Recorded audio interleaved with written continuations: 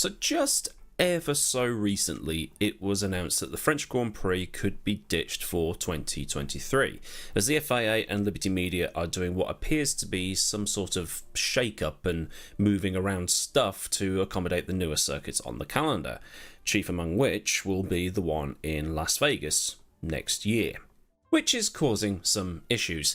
Spa is also on the at-risk list, and F1 fans everywhere don't want to lose one of the most popular and historic tracks, not just in Formula 1, but the entire world. And at the minute, it's pretty much guaranteed to be filled to the rafters thanks to the popularity of a certain Dutch driver whose mother is Belgian. So that got me thinking, what exactly is the problem with the French Grand Prix? And why does it always seem to be one that's easily cast aside? Why does the French Grand Prix end up getting a home but then struggle to make money and attract attendance? And where should the French Grand Prix be held? If it comes back, if it goes, and all of that stuff. Because in a way it seems to be a shame to not have a French Grand Prix. The French invented motorsport. It's a bit like Sheffield not having a football team at the top of the Premier League. Over the years, the French Grand Prix has been held at places such as Rouen, Clermont-Ferrand, Charade, Reims, Rome. I don't know how it's pronounced, but I'm just going to roll with it.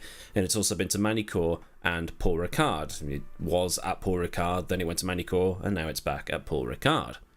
But it appears it seems to hang around a bit and then disappear. And in total, 8 tracks have held the race as part of the Formula 1 World Championship, with Paul Ricard and Manicourt being the modern homes. Now, the Formula 1 World heading to Manicourt was a little bit political. Some political manoeuvring between the French government giving some backhanders to the Ligier team to upgrade the facilities so they had a nice new test track, and then getting that track put on the calendar seemed to have given the French Grand Prix a new, modern, permanent home, as well as stimulating a forgotten area of France. But there was one slight issue where the village of Nevers is. For one, it's in the middle of nowhere. There is a railway line that connects the town of Nevers to Paris, Dijon, Lyon, Clermont-Ferrand and some other towns in the area, but even then, Lyon is a 3-hour drive away. Paris is 2.5 hours away, and just not practical to get thousands of people to the track. In fact, many parts of the Manicourt circuit are restricted to spectators, so it's very limited in terms of viewing. In addition to this, the nearby towns of Nevers and Manicourt don't have much in the way of accommodation. The TLDR of it all is, the total combined infrastructure isn't there. I can't imagine the race ever making money. So the French Grand Prix was dumped at the end of the 2008 season, returning 10 years later in 2018. This time it moved to the Paul Ricard circuit, which, like Manicourt and Barcelona, is a test track that's become a full-on motorsports venue. And while it does get a bad reputation amongst F1 fans for the anti-skid lines that run through all the runoff areas, in terms of overall infrastructure, it's a much better place to race all round. While Manicourt was 2.5 to 3 hours away from the nearest major cities and airports, Paul Ricard isn't borderline inaccessible. It's 35 minutes from Toulon. It's less than an hour from Marseille and just over 2 hours from Nice. Now, okay, 2 hours from Nice can be considered a bit of a drive depending on where you're from, but it's a 2-hour drive through the south of France. Oh, and the track has an airport next door, which is perfect for the drivers and anybody else arriving in by chartered jets. And unlike Manicourt, Paul Ricard offers, at least on paper, better racing. At Manicourt, the action is usually into the right-hander of the Adelaide hairpin, and then the track is too narrow and the air too dirty to do anything else. At Paul Ricard, there's multiple opportunities to get by, and the sheer amount of variations of track combos mean that if one layout doesn't work, they can try another one. It is still a question to ponder though. Why doesn't the French Grand Prix ever generate that same sort of excitement that the Italian Grand Prix does, or the British Grand Prix does, or the Belgian Grand Prix does? It's hard to figure out. Not only are the track layouts used for the French Grand Prix quite uninspiring for the drivers, there's also the lack of a French racing hero. There is Charles Leclerc, sort of, and there's Gasly and Ocon on the grid currently, but it seems neither of the two actual French drivers have done anything to ignite that spark for Formula 1 like Verstappen has done in Holland, Alonso for Spain, or even Kubica in Poland. The stats will show that France has 81 race victories, putting it 4th on the all-time list. behind Brazil's 101, Germany's 179, and Britain's 307. 51 of those wins are all from one driver, Alain Prost, who is also France's only world champion, the most two recent French winners being Gasly and Ocon.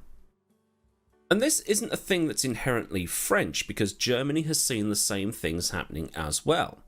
Yes, they've had two world champions since Schumacher in Vettel and Rosberg, but despite the dominance of Vettel, Hockenheim in particular reports massive financial issues all the time and cannot offset any losses at all, even with a German driver at the top. Schumacher could fill the Nürburgring and Hockenheim by himself. Vettel and Rosberg never had that pulling power. Meanwhile, Silverstone and Monza are filled to the brim every single year, irrespective of how well the British drivers or Ferrari are doing. So it seems the French Grand Prix then is just a weird race. Weird in that it's where the sport was invented, so it should be on the schedule, along with Britain, Italy, Belgium and Germany. Oh, and Monaco. The 6 races that have that long history, but the French Grand Prix just can't justify itself financially. This time though, it's because Formula 1 just simply doesn't have room for the race, and because of the races in Vegas and the potential return of China, something has to go. And Paul Ricard's contract is up, so off it goes. It looks like, as always, money is key. The fact nothing was done to try and save it makes it look that way even more, which is a shame. A summer party in the south of France is what should be there, but instead, booted. But at the same time, the tracks they race on, to paraphrase Carl Pilkington, it's not a Grand Prix, it's an alright Prix. So where does Formula 1 go if the French Grand Prix was to return in the future? There were whisperings of a street circuit in Nice, but this is just rumour. Another street race in Formula 1 would cause carnage amongst the fan base. But in an ideal world, some way of incorporating the Le Mans circuit would be the best option, much like how Formula 1 once raced at America's home of motorsport in Indianapolis. But building a brand new circuit within the confines of the Circuit de la Sarthe to, make something worth using for Formula 1 because the Bugatti circuit isn't really practical, it's just a very, very long shot. Short of building something brand new, maybe Paul Ricard is the only place they can race. But, that's down to you lot to fight about in the comments. But anyway, this has been a thing that is happening, and I have now delivered to you my opinions on that thing. If this thing has made you think things about the thing, then click the thing that makes the thumb up thing point up, and for more things like this thing from this channel, hit the subscribe button thing so you never miss out on any future videos. As always, a huge thank you to the people of Patreon for their continued support, and for those of you that have messaged me saying you want to support but don't want to commit to Patreon, I've turned on super thanks on the channel so you can donate that way as well. But if you want to contribute to the image buying fund, you can help out by heading to the link in the description, where there'll also be links to Discord and also to my socials. So until next time, I've been Aidan Millward, have a great day wherever you are, and goodbye.